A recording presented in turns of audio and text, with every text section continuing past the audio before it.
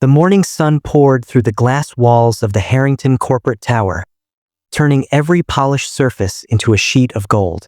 And right in the middle of the blinding, perfect world walked a small 12-year-old girl named Marina Hale, clutching a brown envelope to her chest like it was the last piece of truth she had left in the world.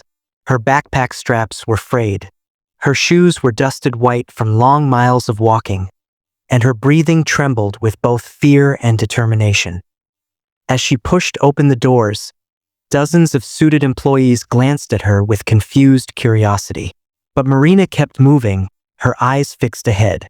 She had come to return something that didn't belong to her, something she found on a park bench 3 days ago, something that could either be meaningless or could change everything.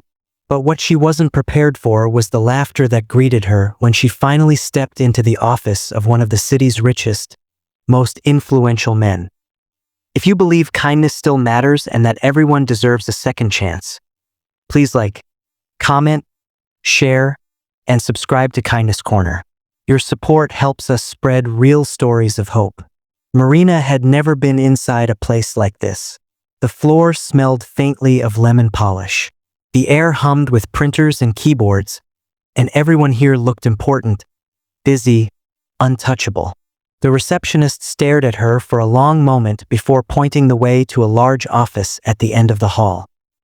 That was where she found Grant Harrington, the billionaire investor whose face appeared on magazine covers every other month, sitting behind a polished desk with a smile that looked carved rather than felt. His suit was perfect, his hair flawless, his expression dismissive. Marina swallowed her fear and stepped forward, extending the envelope with both hands. It wasn't heavy, but it felt like it weighed her entire world. Inside it was a stack of documents, papers filled with plans, financial details, and personal notes she didn't understand. She only knew one thing: the men whose name was stamped across them deserved to have them back. But Grant Harrington didn't even look at the envelope first. He looked at her, then at his assistant, then leaned back and burst into laughter loud enough to turn heads through the glass wall. His assistant chuckled with him, exchanging glances that made Marina feel smaller than she already was. Grant assumed she was a prank, a distraction, maybe even someone trying to waste his time. Marina's heart squeezed painfully, but she stood her ground. She explained where she found the envelope on an old wooden bench near the Riverside Gardens, how she kept it safe, and how she used her limited school computer access to track down the company address. But every word she said only seemed to amuse him more. Grant waved his hand dismissively, as if the whole situation was nothing more than a child's silly game. And in that moment, Marina wished she had never stepped into this cold, gleaming building at all. What Grant didn't know was that Marina's life hadn't been kind. She lived with her grandmother in a tiny apartment where the electricity sometimes flickered and meals were more hope than habit. She used the same backpack for 4 years. She studied by a cracked window that led in winter air. But she still believed in honesty. She believed lost things should be returned even when the world didn't seem to care. The walk to the tower had taken her over an hour, her feet aching by the time she arrived. But she had come anyway because something inside her, something her grandmother always called the voice of good, told her it mattered. As Grant continued laughing, Marina lowered her head, suddenly unsure. Maybe she had misunderstood everything.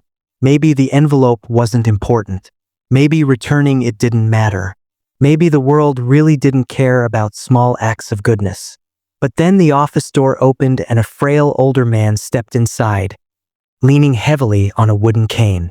His name was Arthur Linwood, a retired architect who volunteered in city heritage committees.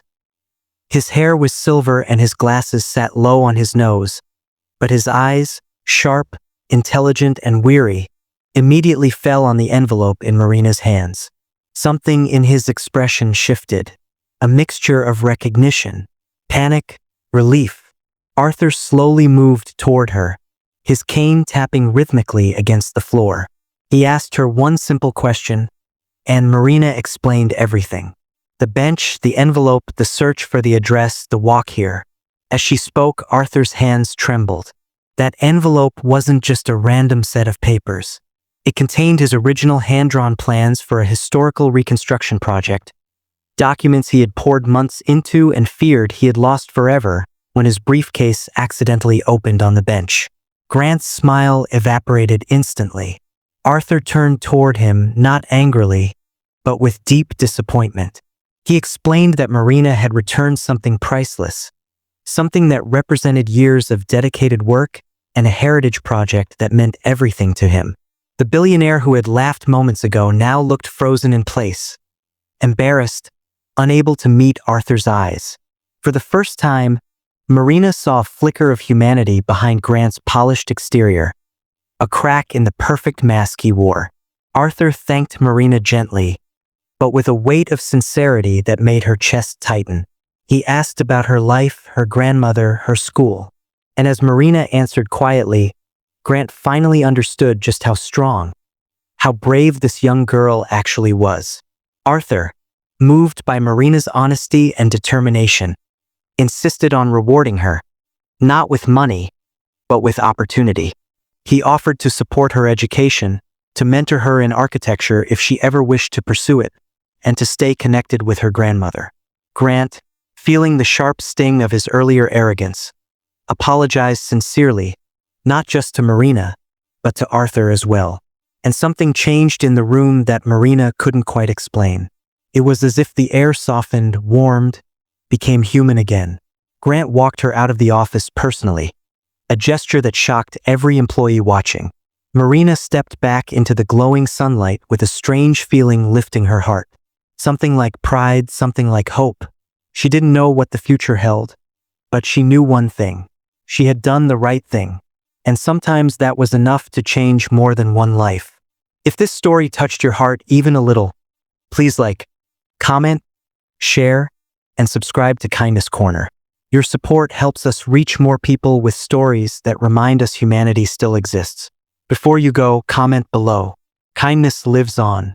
And with that, Marina walked home under the warm daylight, not knowing that her single act of honesty had set off a chain of kindness that would ripple far beyond anything she could imagine.